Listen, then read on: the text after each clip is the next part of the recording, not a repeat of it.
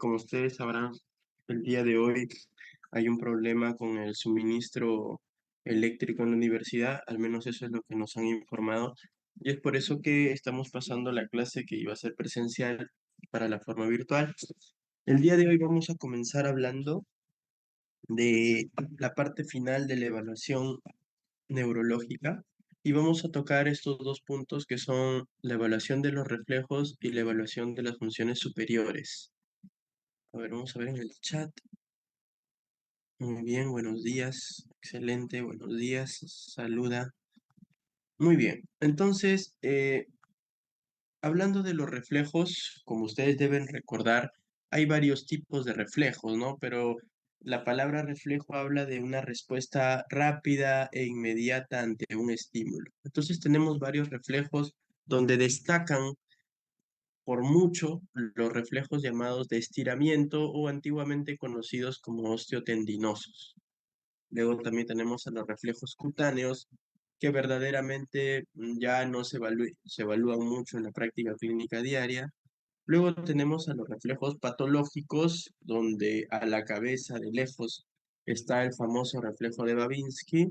Y luego tenemos algunos reflejos primitivos que tampoco son, digamos que, evaluados con frecuencia y que su hallazgo no es que te orienten directamente hacia una enfermedad.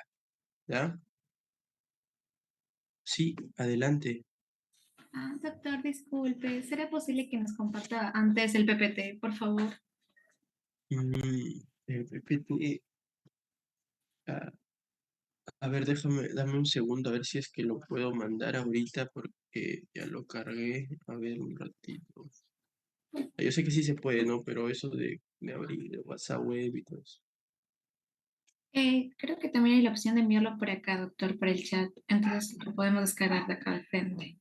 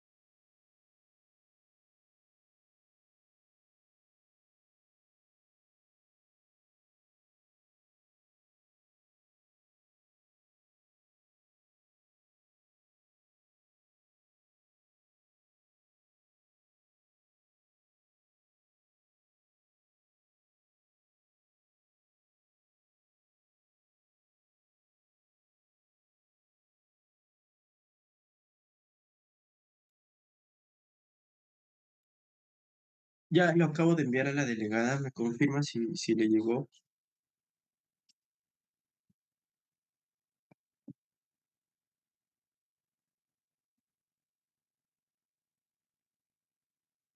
Sí, doctor. Hola. Sí, doctor. Sí, doctor. Sí, ya llegó, ¿cierto?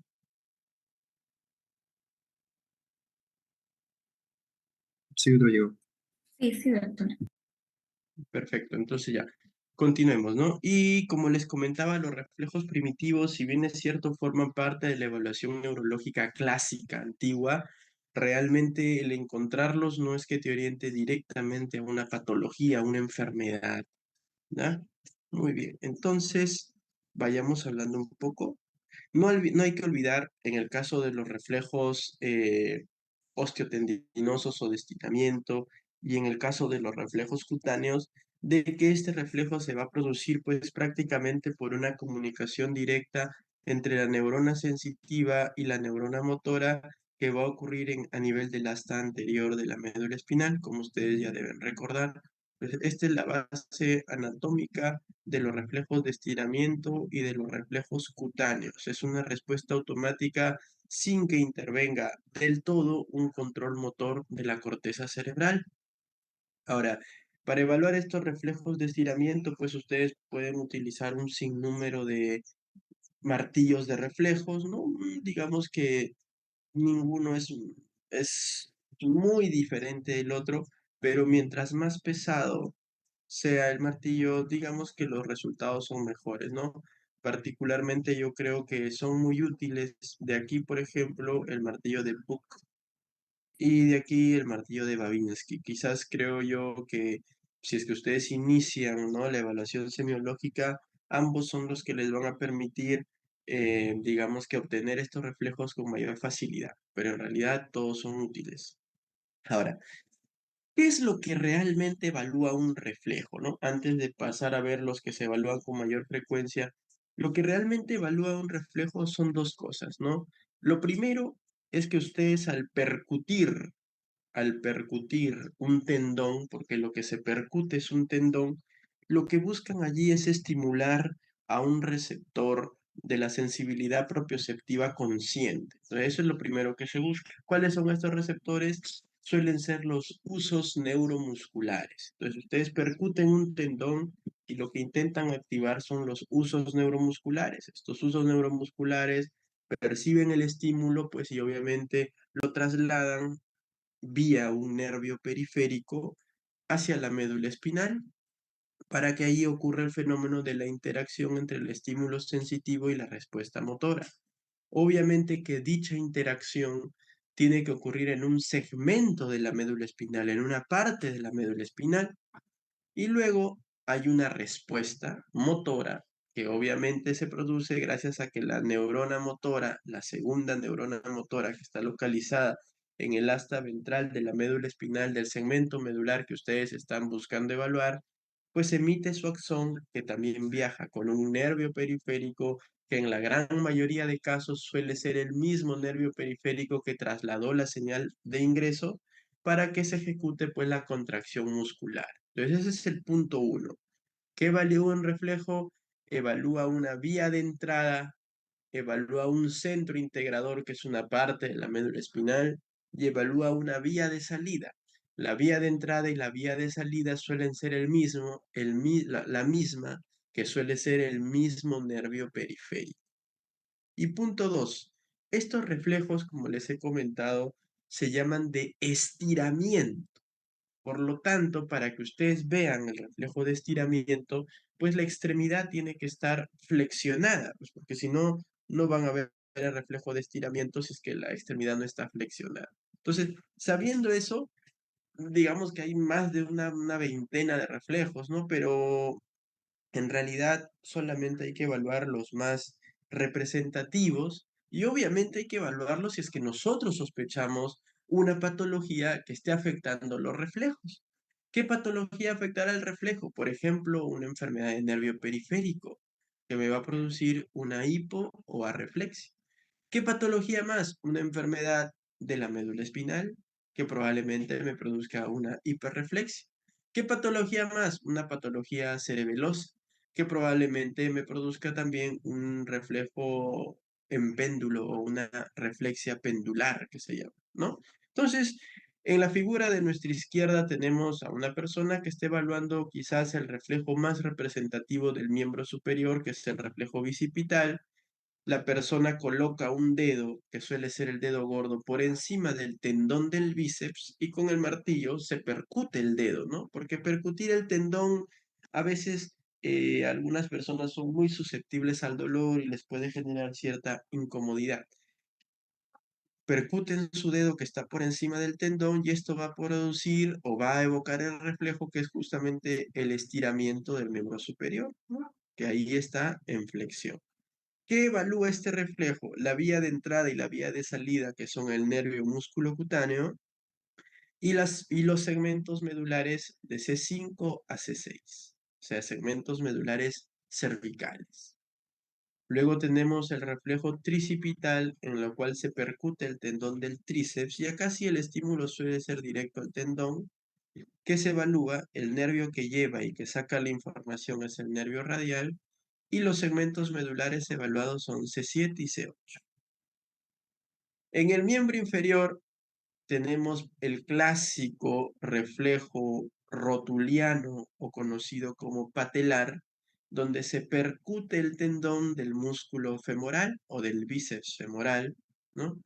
En el cual lo que estamos evaluando, la vía de entrada y de salida es el nervio femoral, y obviamente los segmentos medulares que se evalúan en este reflejo van a ser los segmentos medulares de L3, L4. Entonces veamos acá en el primer video cómo lo evalúan, cómo lo evalúan. Miren, ¿no? Entonces, lo primero que ustedes se dan cuenta es que el miembro tiene que estar en flexión. Y para que esté en flexión, yo coloco mi brazo por debajo de su rodilla y provoco una flexión. Luego, con mi otra mano, cojo el martillo, que en este caso parece un martillo de Book, como yo les comentaba, y lo que yo hago es un movimiento con la muñeca. Yo no hago esto, no estoy martillando, ¿no? Yo hago un movimiento con la muñeca. Dejo que quien se encargue de evocar el reflejo sea el peso del martillo, no el peso de mi movimiento. Entonces, miren, nuevamente, ¿no? Entonces, quien evoca el reflejo es el peso del martillo. Es por eso que nuevamente sugiero de que en el proceso inicial del aprendizaje o de la evaluación física, mientras más pesado sea el martillo, le favorece al evaluador. Miren acá el paciente, ¿no? Vamos a buscar el reflejo. Lo que ustedes tienen que ver no es tanto el movimiento, que bueno, en el primer video se produce, sino que haya una contracción del músculo, en este caso del músculo bíceps femoral. Entonces vamos a ver, miren, ¿no? Vieron el músculo, miren, céntrese en el bíceps femoral, se ha contraído, claro. Vamos al otro lado, miren.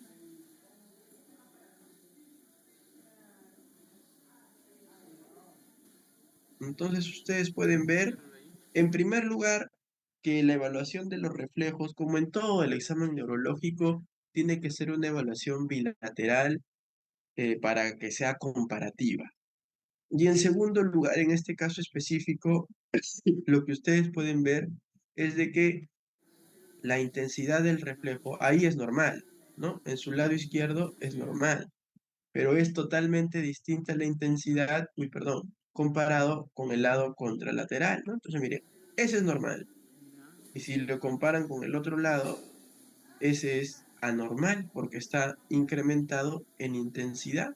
Entonces, este paciente lo que tiene es una hiperreflexia o una hiperreflexia patelar en el miembro inferior derecho.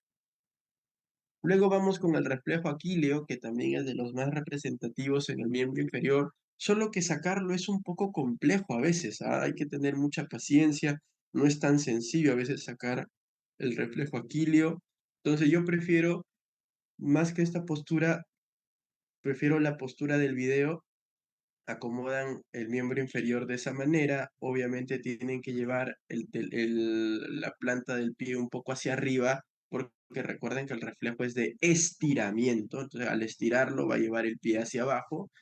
Lo que se evalúa la vía de entrada y salida es el nervio tibial y los segmentos medulares evaluados son el segmento S1 y S2. Entonces miren lo que vamos a hacer en el video. El primer golpe no es reflejo, es un movimiento propio del golpe, pero a partir del segundo golpe sí es reflejo. Ese no, ahí sí es reflejo.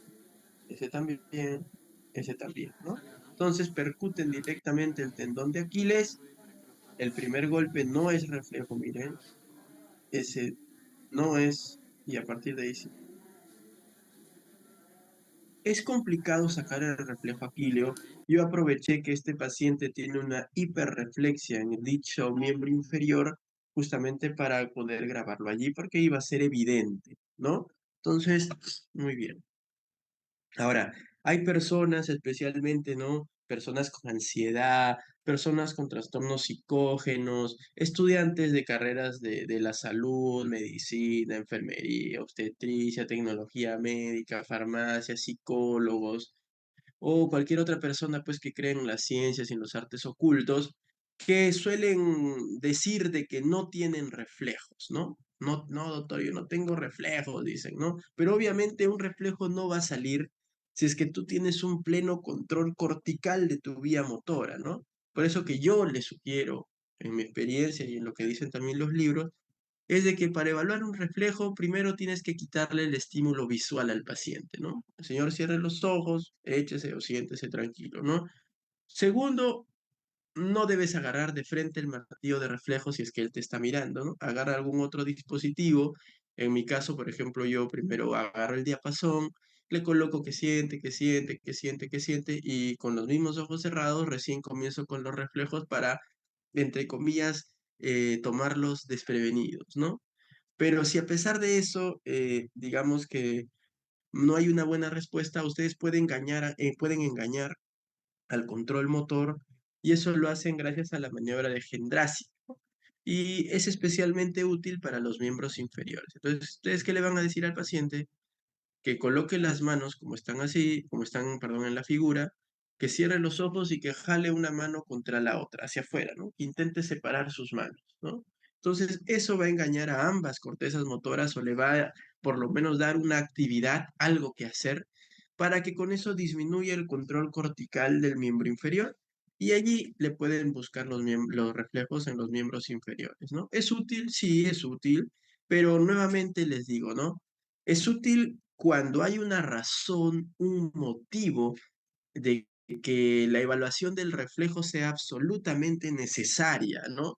Si es una evaluación neurológica de rutina en un paciente que viene, por ejemplo, por dolor de cabeza, por una asimetría facial como una parálisis facial periférica, bueno, ahí la evaluación pues del reflejo poco o nada aporta a tu concepto, a tu conceptualización diagnóstica, ¿no? Entonces ahí, con que el reflejo esté de forma simétrica, bilateralmente, pues te quedas contento, ¿no? Muy bien. Ahora, ¿cómo se gradúan los reflejos osteotendinosos en cruces, ¿no? Lo normal, el denominador es que sea dos cruces. Cuando hay una disminución, pero no hay ausencia, se le coloca una cruz a lo que se le denomina hiporreflexia. Y cuando el reflejo está ausente, se le coloca un cero a lo que se le denomina areflexia. Ausencia de reflejos, areflexia, ¿no? Cuando el reflejo está incrementado, se le coloca 3 y se le denomina hiperreflexia. Acá se ha pasado una R, ¿no? Deben ser dos R's nada más. Hiperreflexia. Y luego, cuando el reflejo está en su grado máximo de incremento, con una respuesta que ya hemos visto durante la clase anterior, que se llama el clonus, se le denomina hiperreflexia con respuesta clonoide o hiperreflexia con clonus, ¿no? Entonces, para que ustedes lo sepan allí. Muy bien. El clonus, ¿qué es el clonus? El clonus, como ya lo habíamos mencionado previamente, el clonus es una respuesta en la cual ocurre una contracción muscular rítmica e involuntaria. ¿Producida por qué? Por la extensión brusca del aparato tendinoso. Entonces, normalmente el clonus se busca en el miembro inferior. Punto uno. Nadie busca la respuesta clonoide en el miembro superior. En el miembro inferior hay dos zonas donde ustedes pueden buscar el clonus. A nivel de la rótula o a nivel de la planta del pie, como ustedes lo están viendo en la figura de arriba. No se recomienda buscarlo en la rótula porque hay personas que pueden tener una patología articular de rodilla y eso les puede generar dolor o alguna otra complicación. Entonces, la maniobra indicada para buscar el clonus es la que ustedes pueden ver ahí en la pantalla. ¿Qué es lo que se hace? Con una mano debajo de la rodilla se provoca la flexión de la extremidad, porque obviamente esta es una respuesta también de estiramiento, ¿no? Es una respuesta de reflejo de estiramiento, es el grado máximo de reflejo de estiramiento. Y con el miembro inferior, con la otra mano, perdón, van a duramente o rápidamente en seco llevar el pie hacia arriba, ¿no? Entonces, a veces una misma imagen no habla, no dice mucho. Entonces vamos a ver un video, ¿no? O sea, miren en el video y miren cómo queda batiendo el pie, ¿no? ¿Vieron, no? Entonces miren acá la persona que evalúa, que es un alumno de la UPU, allá cuando tenían la oportunidad de rotar en el hospital donde yo laboro, pues que es un instituto neurológico y respiran nada más neurología allí. Pueden ver aquí que el alumno Con una mano está por debajo de la rodilla, provocando cierto grado de flexión, y con la otra bruscamente lleva el pie hacia adentro. Y lo que ustedes van a ver es cómo el pie bate. No va a batir pues así ni por 10 segundos, ¿no? Bate así por unos 3 o 4 segundos hasta que desaparece. Miren, nuevamente presten la especial atención.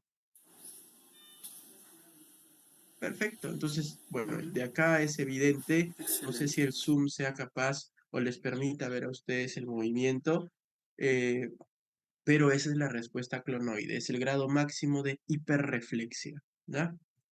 Muy bien. Ahora, dejando de lado los reflejos osteotendinosos, vamos con los reflejos cutáneos, que como les dije al inicio, son poco o ya nada evaluados durante la evaluación neurológica. ¿Por qué? Porque lo primero, o el primer requisito, es que pues el paciente tenga muy poco contenido graso abdominal, ¿no? Mejor dicho, tienes que estar en una espléndida forma física, ¿no? ¿Y en qué consiste? Consiste en que tú estimulas con algún objeto que puede ser una pluma o algo así, la pared anterior del abdomen, ¿no? Y tú lo que vas a observar es la contracción justamente de los músculos de la pared abdominal. El significado es idéntico al de un reflejo de estiramiento. Es por eso que, digamos que no vale la pena mucho evaluarlos. Tienen ahí el reflejo abdominal superior e inferior, al reflejo epigástrico y al reflejo umbilical. Pero nuevamente su utilidad se pone en tela de juicio y el requisito de que el paciente esté en una óptima condición física también aleja cada vez más su uso. Otro reflejo es el reflejo de Babinski, ¿no? Que entra dentro de los reflejos llamados patológicos, ¿no?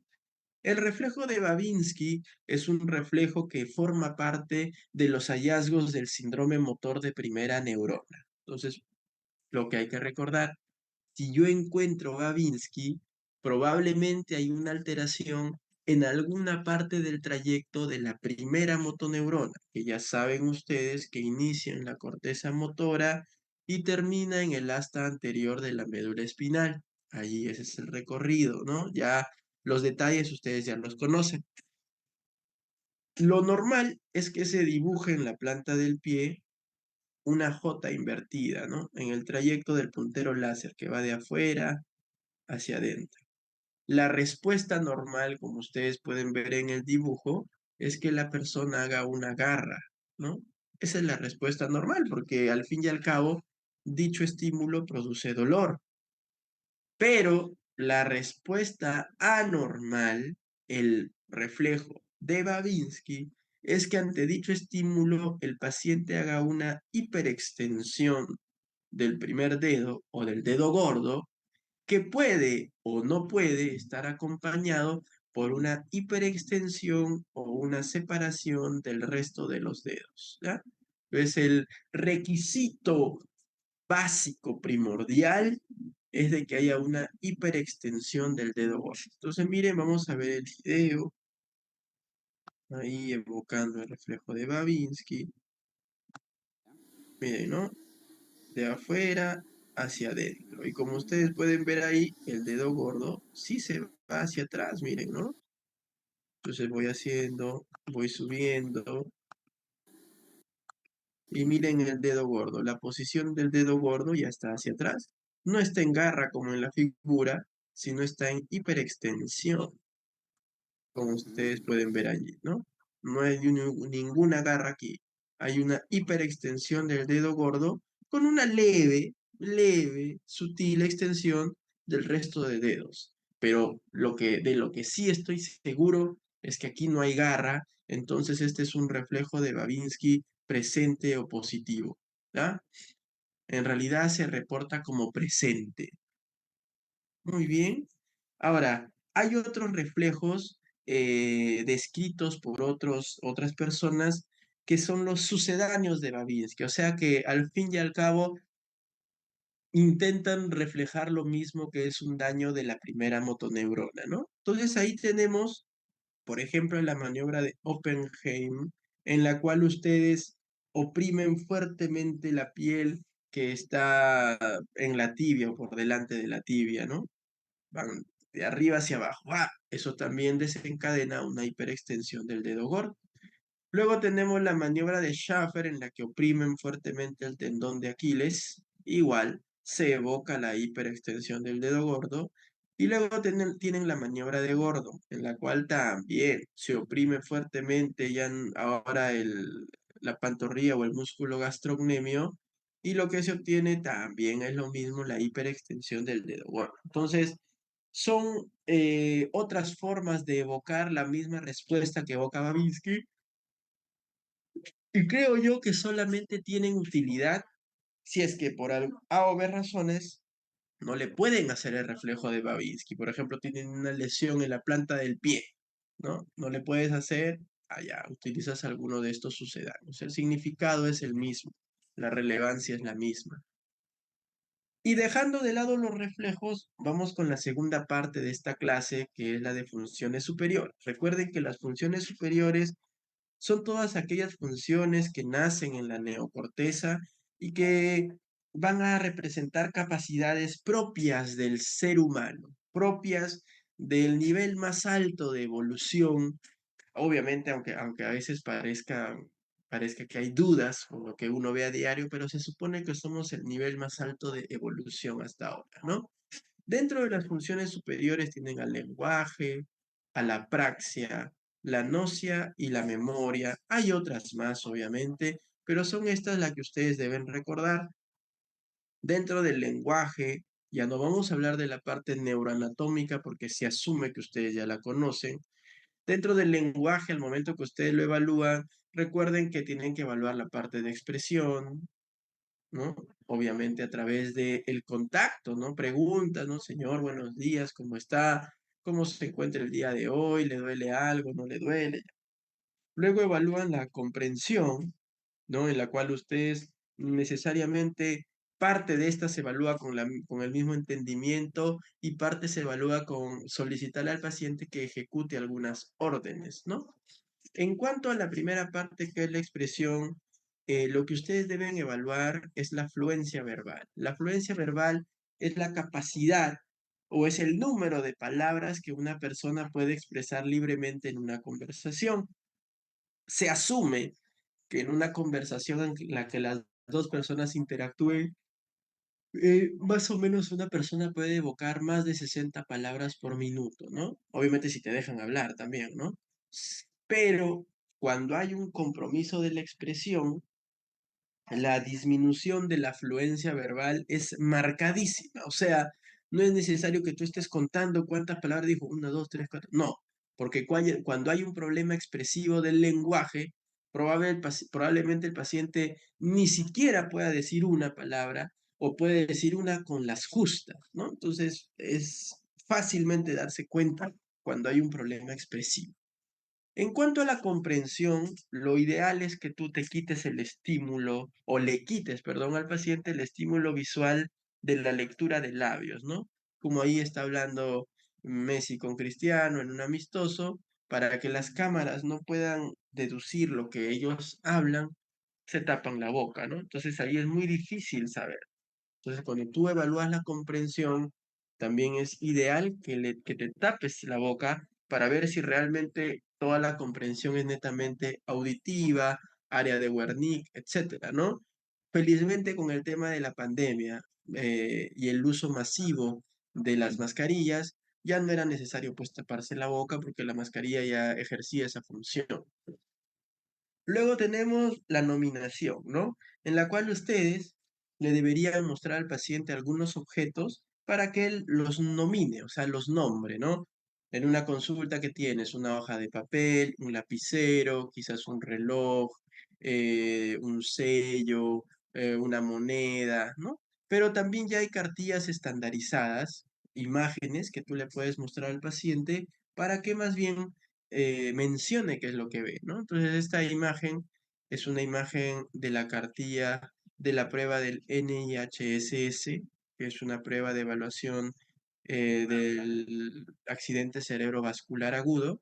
Le muestras si el paciente debería reconocer un guante, una llave, un cactus, una pluma, una silla y una hamaca, ¿no? Entonces, Obviamente ya tiene una variación, quizás para objetos más comúnmente según la región. Y luego tienen la repetición. En la repetición ustedes le mencionan al paciente que repita 3 o hasta 5 palabras, ¿no? Entonces lo ideal es árbol, casa, manzana. Repítalos, árbol, casa, manzana, ¿no? Entonces, evaluando esas cuatro partes del lenguaje, si quieren le añaden la escritura, si quieren le añaden la lectura, pero obviamente eso dilataría más su consulta. Solamente tomando en cuenta esas cuatro partes, yo puedo encontrar algunas alteraciones del lenguaje en los pacientes, ¿no? Entonces puedo encontrar las famosas afasias. La palabra afasia representa una alteración del lenguaje, muy distinto a la palabra disartria, que más bien es una alteración para la articulación de la palabra. Una cosa es articular. Por ejemplo, yo me tomo unas 6 cervezas, voy a tener disartria, voy a tener una dificultad para articular la palabra, pero mi lenguaje va a ser fluente, lo voy a hablar, hablar y hablar, y mi lenguaje también va a ser, o mi comprensión va a estar también adecuada, ¿no? Porque vamos que con 6 cervezas todavía estoy aquí, ¿no? En este mundo, ¿no? Entonces, eso es disartria, no es afasia. La afasia es una alteración del lenguaje. Entonces, yo tengo varios tipos de afasia, ¿no? Siendo las más representativas las 3 primeras, pero vamos que en realidad uno puede ver todas en la práctica diaria. La más, o una de las más conocidas es la afasia de Broca, que justamente hace honor a Paul Broca, quien la describió ya también hace muchos años, ¿no? En un paciente, en su famoso paciente Tan Tan, que tenía una lesión tumoral justamente en el área de Broca. Y vamos a consultar aquí, a ver acá los presentes, dónde está el área de Broca, ¿no? Se supone que eso ya lo conoce. Vamos con Eric Contreras. ¿Está Eric? Eric, ¿estás? Hola, Eric. De paso que llamamos lista, ¿no? Porque se conectan, pero no están. Eric, bueno, no está Eric. Vamos a anotar una falta. Eric Contreras. Ya. Vamos a llamar a otra persona. Vamos a llamar a Alexander Guerrero. Alexander, ¿estás? Alexander a la 1. Alexander a las 2.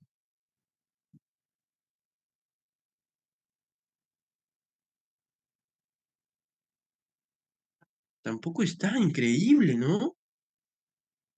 Mm, la delegada. Basti, ¿estás, Basti? Sí, doctor. ¿Se me escucha, Basti, bien? ¿Se me escucha? ¿O de repente hay un problema que los compañeros no me escuchan? Sí, se la escucho. Ah, ya, entonces muy bien. Vamos con otra persona, entonces, a ver.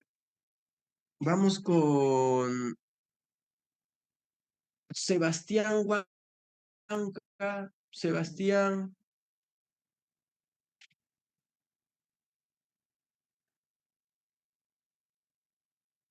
me preocupa esto, ¿ah? Doctor, doctor, buenos días. Buenos días, Buenos días, doctor, soy Sebastián. Sebastián. Gracias por sacar cara por tu salón. De 3, solo uno está. Veo que están bastante confiados con la neurología, ¿no? Pueden haber sorpresas por si acaso, ¿ah? Están confiados. Basti eres testiga que están confiados. No entran a la clase. Increíble. Sebastián, la pregunta era, eh, ¿dónde está el área de Broca?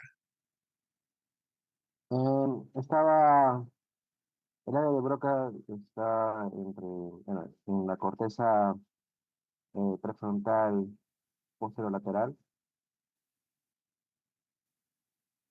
y en parte del área premotora. Algo un poco más específico, vamos a preguntar. Bueno, el primer acercamiento que has dado está bien. Está en la corteza frontal, ¿no? Vamos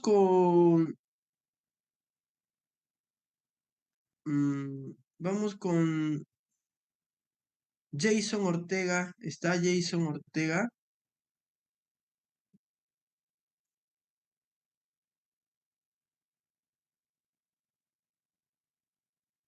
Jason.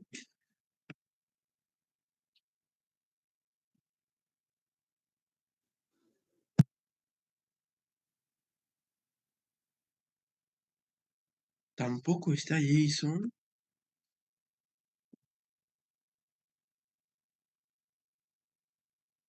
1 de 4, Basti.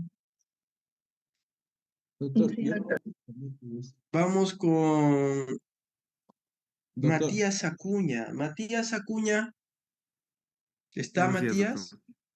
Buenos días, perfecto, gracias. Segundo de 5. Matías, ¿dónde está el área de Broca? Bueno, tengo entendido que se encuentra en la, o sea, en la corteza prefrontal, o sea, cerca a la corteza motora primaria, pero más que nada posterolateral, si no me equivoco. Aproximadamente por ahí. Mm, ya. Más o menos, ¿no? Aquí su compañero ha escrito alguien en el chat, lo estoy viendo acá, su compañero Panduro, ¿no? Su compañero Panduro nos comunica muy bien de que el área de Broca representa el área 44 y 45 de Brodmann, sí, eso es cierto, y se ubica en la tercera circunvolución frontal. Entiendo yo que se refiere a la circunvolución frontal inferior, perfecto, y nos dice inclusive de que está en el hemisferio cerebral izquierdo. Sí, pues en la mayoría de los diestros, en más del 96, del 90%, 95% de las personas diestras, se ubica en el hemisferio cerebral izquierdo. Es por eso que habíamos comentado en la primera clase de que es importante preguntar la dominancia del paciente, ¿no? Si es que es diestro o es zurdo, porque eso nos podría dar algunos alcances de sobre cuál es el hemisferio dominante para el lenguaje. Ahora, recuerden que la circunvolución frontal inferior tiene 3 partes, ¿no? Tiene una parte orbitaria, tiene una parte triangular y tiene una parte opercular, como ustedes lo han visto probablemente en segundo año y más aún en tercer año, en la parte de semiología. Y esta parte triangular es la que contiene al área de Broca, ¿ya? El área de Broca es el área responsable del plan motor, del plan motor del lenguaje, del planeamiento motor del lenguaje. No es el área que va a ejecutar, porque al final quien ejecuta es la corteza motora primaria, sino que es el área del plan motor. A ver, hay otros comentarios en el chat.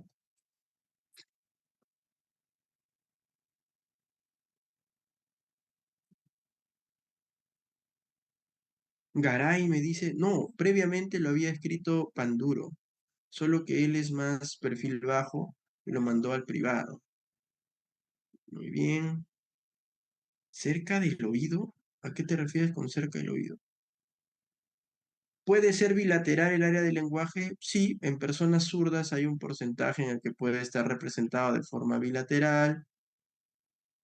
Ya, muy bien. Ahora, entonces los pacientes con una afasia de Broca tienen nula expresión, solamente pueden decir monosílabos repetitivos, ma, pa, si, no, to, son los más frecuentes, tienen preservada la comprensión, no repiten y digamos que hasta lo que puedan nominar lo harán, pero en realidad también está casi abolida la nominación. Diferente a la fascia de Wernicke. Recuerden que el área de Wernicke se ubica en el giro temporal superior, en la parte más posterior del giro temporal superior, adyacente a la corteza auditiva primaria o giro de Hess y representan el área, digamos que 21 22 de Brodmann. En estos casos, el paciente puede expresarse, pero obviamente el contenido de lo que expresan no guarda ningún tipo de relación con la conversación, ¿no? Es un lenguaje recontrafluente, muy verborreico, parecen políticos, hablan y hablan, pero nada de lo que hablan tiene sentido ni tampoco guarda relación con la conversación. Otra característica importante es que estos pacientes suelen cambiar las sílabas a las palabras. A ese defecto se le llama parafasias, pero también suelen inventar nuevas palabras, a lo que se le denomina neologismos. Entonces, las características de la afasia de Wernicke, que son verborreicos, tienen parafasias, tienen neologismos, su conversación no guarda relación con lo preguntado, y en cambio en la fascia de Broca es una fascia no fluente, es una fascia donde a las justas hay monosílabos repetitivos, a lo que se le denomina ecolalia, pero tienen buena comprensión. La fascia global es aquella que carece de toda función, está comprometido tanto Broca y Wernicke, y justamente es el resultado de lesiones extensas que afectan la corteza frontotemporal, ¿ya? Que usualmente son áreas irrigadas por la arteria cerebral media. Luego tenemos las afasias transcorticales. La motora es parecida a Broca, la sensitiva es parecida a Wernicke, con la diferencia de que en ambas, y a diferencia de las otras dos, la repetición podría estar conservada.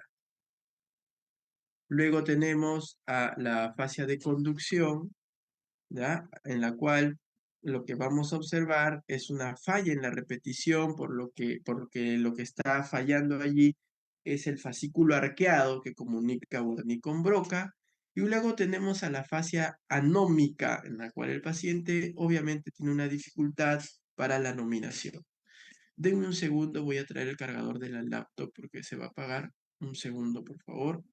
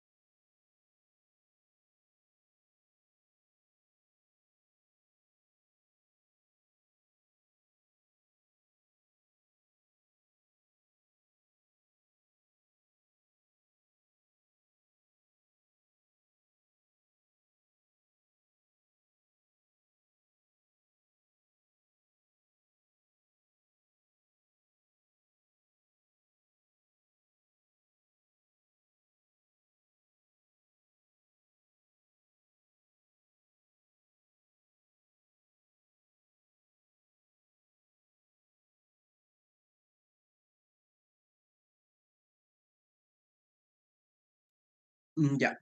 Entonces, continuemos. Vamos a ver algunos casitos que seguramente ustedes ya conocen. Felizmente el Zoom sí permite escuchar bien los videos.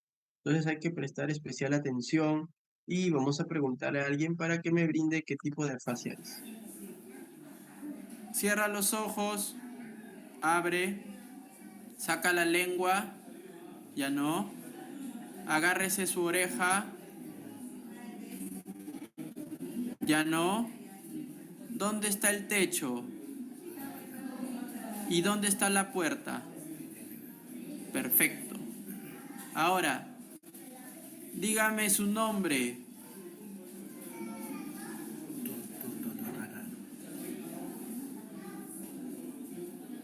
¿Cuántos años tiene?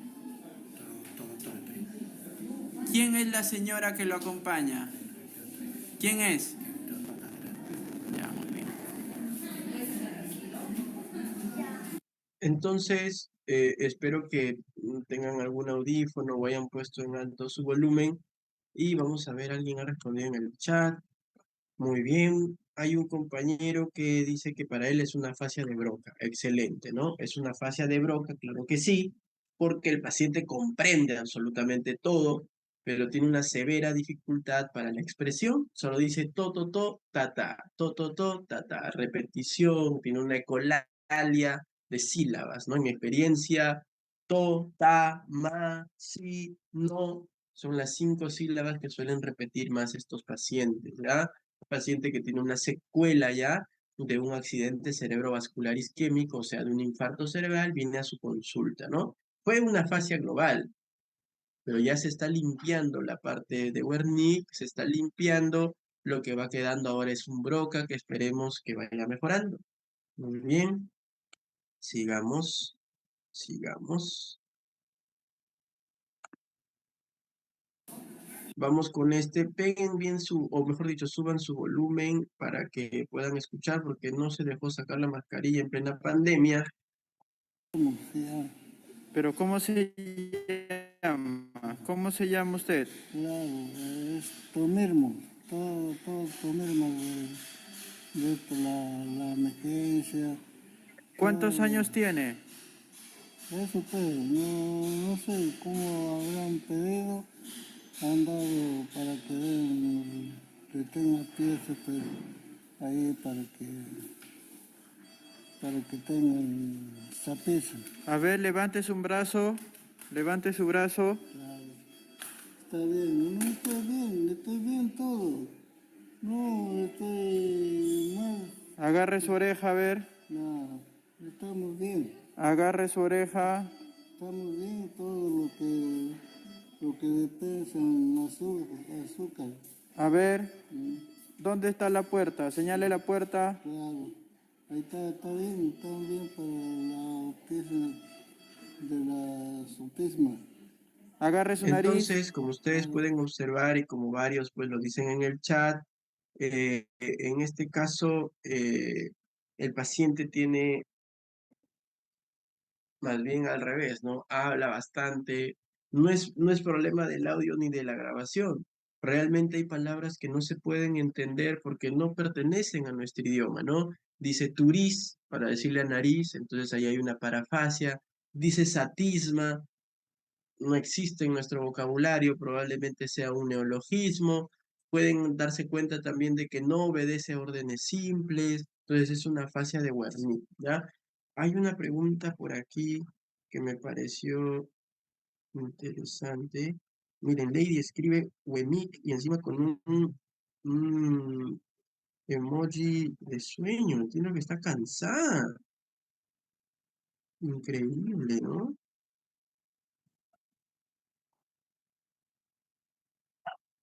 ¿Qué significará ese emoji? Muy fácil, supongo yo.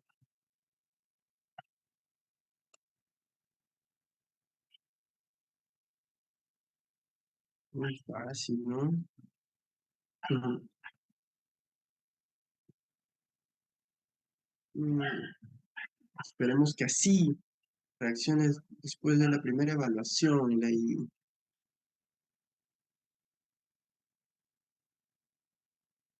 Esperemos. Acá hay un comentario que sí me pareció interesante, en el que mencionan de que, dice acá, en el caso de la fascia de Broca, ¿saben o perciben de que no pueden hablar bien?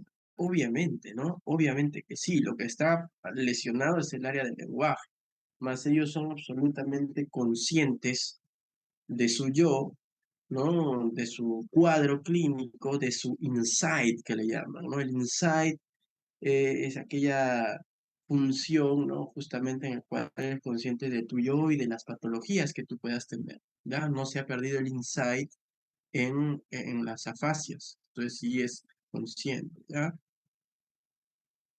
¿Cuál sería la afasia más grave? Pues la global, ¿no? No hay nada, solo, cero, todo está afectado.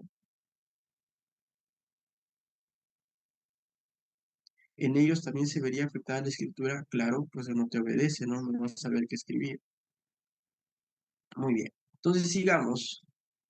Mismo. ¿Llamas?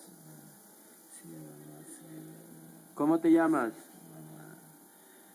Cierra los ojos. Saca la lengua. Saca la lengua. Cierra los ojos. A ver. Muy bien, entonces en este paciente, como ustedes pueden ver, no puede obedecer órdenes, no puede obedecer órdenes y tampoco el paciente, digamos, que responde a las preguntas, ¿no? Sí, mamá, no, mamá, sí, mamá, no, mamá. Otra cosa que ustedes deben darse cuenta es que tiene una asimetría facial de tipo central, donde hay una caída de la comisura labial y hay un borramiento del surco nasogeniano, lo cual pues del lado derecho. Entonces lo que les hace pensar que también probablemente tenga un déficit motor en el lado derecho. Entonces tiene un déficit motor en el lado derecho y tiene una fascia que aparentemente es global, pues obviamente ya piensan ustedes de que tiene una lesión extensa a nivel contralateral hemisférico en el lado izquierdo. Muy bien, muy bien. Vamos con este otro casito. Señor, ¿cómo se llama? ¿Ah? ¿Dónde estamos? ¿Dónde estamos? Muy bien. Agárrese su nariz. Su nariz, agárrese. Agárrese la nariz. Saque la lengua. Saque la lengua. Ah, muy bien. ¿Usted es de Huacho? Ya. ¿Dónde estamos? Entonces es una fascia global, como muy bien dice sus compañeros. David dice que está cantando, increíble, se burla de un déficit. Su compañero se burla de un déficit, Patrick también. La verdad es que creo que no parece que están aquí.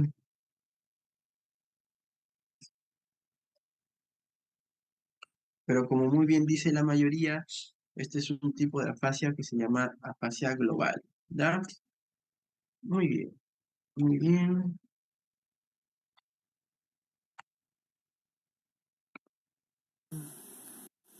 Ahora, dejando de lado la afasia, vamos con la praxia, ¿no? La praxia es una capacidad del ser humano que, digamos, que sirve o que representa aquella capacidad para ejecutar un acto motor sin que las vías motoras estén afectadas o dañadas, ¿no? Entonces, la alteración de la praxia se le denomina apraxia, ¿ya? Entonces, hay varios tipos de apraxia. Tenemos la apraxia idiomotriz, la apraxia ideatoria, la apraxia del vestido, la apraxia constructiva. En realidad hay un montón, pero estas cuatro son las más representativas. En la idiomotriz, el paciente va a ser incapaz para realizar un acto, o sea, para ejecutar un acto, sea nuevo o sea aprendido, ¿no? Cómo se saluda un militar, cuál es la señal de la cruz, señor, haga este tipo de movimiento, ponga el puño, el borde, la palma, puño, borde, palma. Entonces el paciente no es capaz de ejecutarlo a pesar de que no tiene un déficit motor. En la ideatoria, más bien el paciente lo que va a tener es una incapacidad para mencionarles a ustedes los pasos que tendría que realizar para ejecutar un acto motor. No es necesario que lo haga, no lo debería hacer, sino mencionarme el plan. Yo le pregunto, como está en la figura, ¿no? ¿Qué haría usted para servirse un vaso de una botella que está cerrada? Entonces el paciente debería decir, bueno, primero levanto la botella, la destapo, la inclino hacia el vaso, lo lleno, etcétera, ¿no? Entonces el paciente con una apraxia ideatoria va a tener dificultad para eso. La apraxia del vestido, más bien, es aquella incapacidad que tienen los pacientes para vestirse, siendo las dos actividades más complejas el amarrarse los zapatos y también el sacarse los botones de la camisa, ¿no? Entonces, son dos actividades complejas y la apraxia constructiva implica que el paciente copie una figura. Como ustedes pueden ver en las figuras de los pacientes, pues hay una distorsión total de la arquitectura bidimensional, ¿no? Entonces no lo pueden hacer, ¿ya? Entonces, las dos primeras apraxias suelen ser o suelen correlacionarse con lesiones en el hemisferio izquierdo y las dos segundas suelen relacionarse con lesiones en el hemisferio derecho, ¿ya? Hay muchos más tipos de apraxia, pero para la práctica clínica estos son los más representativos, ¿ya? Ahora, ¿dónde se ubica la apraxia? Se me ha dicho que Wernicke es temporal superior, Broca es frontal inferior, la fascia de conducción es por la lesión del fascículo arqueado. ¿Dónde está la apraxia? La apraxia es una función que involucra muchas áreas, pero si ustedes quieren, la más importante de ellas es el lóbulo parietal, ¿ya? Luego tienen la nocia. La nocia es una capacidad en la cual el paciente no reconoce un estímulo como tal, o bueno, mejor dicho, es la capacidad en la cual el paciente sí reconoce un estímulo como tal, como lo que realmente significa, ¿ya? Y lo contrario, que es la agnosia, entonces es la incapacidad para reconocer un estímulo y lo que realmente representa. Obviamente que para yo evaluar la nocia, tengo que tener la vía sensitiva o la vía sensorial que estoy evaluando conservada. Por ejemplo, en la figura de la izquierda abajo, ustedes a una persona le pueden dibujar un número, ¿no? En la palma. Y le pueden preguntar, ¿qué número te dibujé? El 4. Ah, claro, pues, ¿no? Porque es capaz sin el estímulo visual, solamente con el estímulo táctil, de reconocer qué letra o qué número o qué le han dibujado en la mano, ¿no? Es un tipo de gnosis.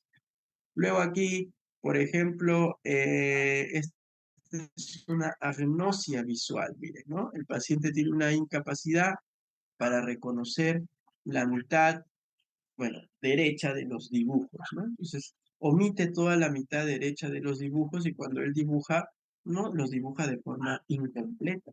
Hay personas que inclusive tienen dificultad para reconocer rostros, lo que se le llama prosopagnosia, que se produce por una lesión del giro piriforme del lóbulo temporal. Entonces, ustedes deben imaginarse que hay un sinnúmero de agnosias, ¿no? Pueden haber agnosias táctiles, visuales, olfativas, gustativas, cualquier tipo de estímulo que se altere ya va a producir, o sea, que se altere en su percepción, ya se va a producir una agnosia. Por ejemplo, este es un video bastante interesante, ¿no? Señora Lucila. Señora Lucila. Por aquí, estoy por aquí. Míreme, míreme, aquí estoy. A su derecha, míreme. Señora Lucila. Señora Lucila, ¿cómo está? Muy bien, gracias. ¿Bien? Sí. ¿Sí? A ver. ¿De quién es esa mano que está agarrando? ¿De quién es? No, usted se ¿Ah? Usted. ¿De quién es esa mano? Tóquese bien, a ver, toque bien. ¿De quién es esa mano? Usted. Mía, ¿no? Perfecto. Muy bien. Bueno, un médico son jovencitas. A ver, tóquelo bien ahora de nuevo. Ahora, ¿de quién es? A ver, a ver, espere, pues, espere. Y ahí, toque bien, a ver, ¿de quién es esa? Usted. ¿Ah? Usted su mano. Mi mano, ¿no? Perfecto. Se siente bien, ¿no? Sí. A ver, mire para acá.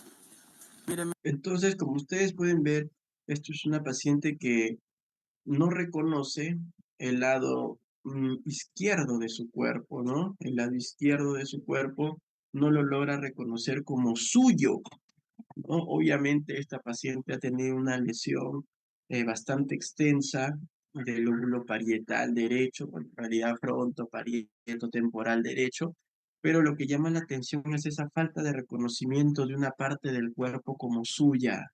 Y si ustedes también se dan cuenta, siempre anda mirando hacia la derecha, eh, todo lo enfoca hacia el lado derecho, ¿no? Ha perdido, digamos que esa capacidad para reconocer estímulos táctiles, visuales, auditivos del lado izquierdo del cuerpo. Este es un tipo de agnosia que se llama, como voy a escribir en el chat, se llama hemiasomatognosia, ¿ya? Hemiasomatognosia.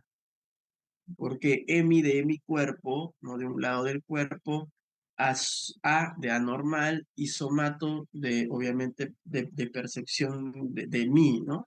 Entonces es una hemiasomatognosia, una alteración en la percepción de un lado del cuerpo como mío, como propio, ¿ya? Muy bien. Y por último, vamos a ir con la memoria, ¿no? Ustedes deben recordar que la memoria se clasifica, pues, ¿no? En memoria según sus tiempos, inmediata, del trabajo y a largo plazo, siendo la inmediata y la del trabajo las memorias a corto plazo. Dentro de las memorias de largo plazo tienen a la declarativa y a la no declarativa o llamadas explícita e implícita, ¿no? La diferencia entre una y otra es qué tan consciente uno es al momento de adquirir nueva información.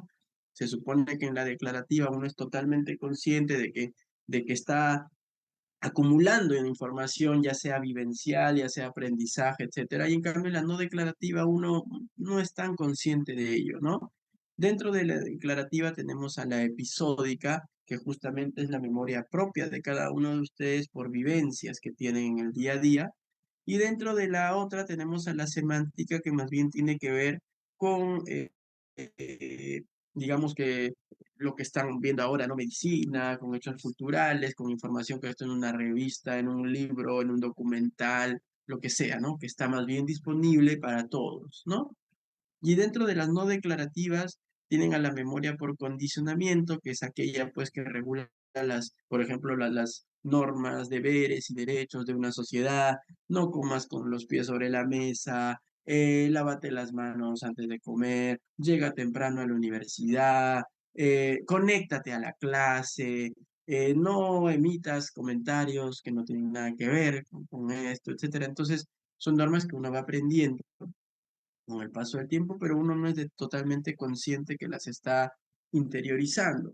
Luego tienen a la memoria procedimental, que más bien implica actos motores, ¿no? Aprender a manejar bicicleta, a practicar un deporte, nadar, ¿no? Por ejemplo, alguien puede dejar de nadar 30 años si quiere, pero lo tiras a una piscina y va a nadar, ¿no? No se va a ahogar, imposible.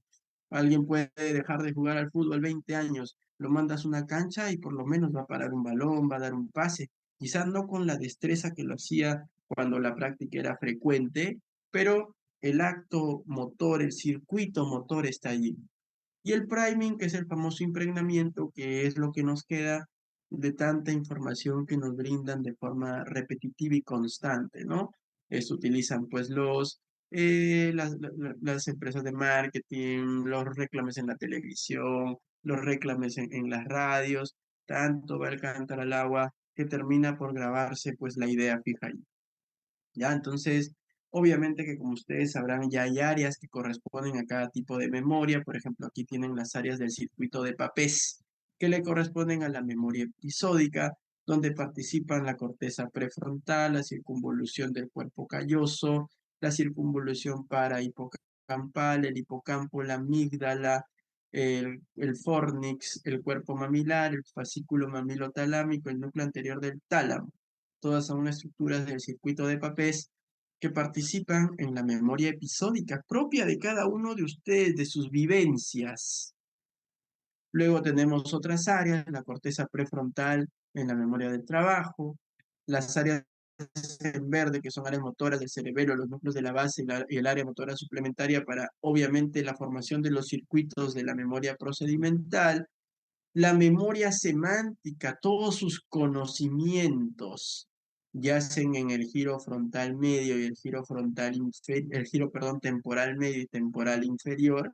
Allí están todos sus conocimientos. Doctor, yo me puedo olvidar todo lo que sé de medicina, claro, si es que tienes una lesión severa de la región inferolateral del lóbulo temporal. Y eso es todo lo que compete esta primera clase. ¿Ya?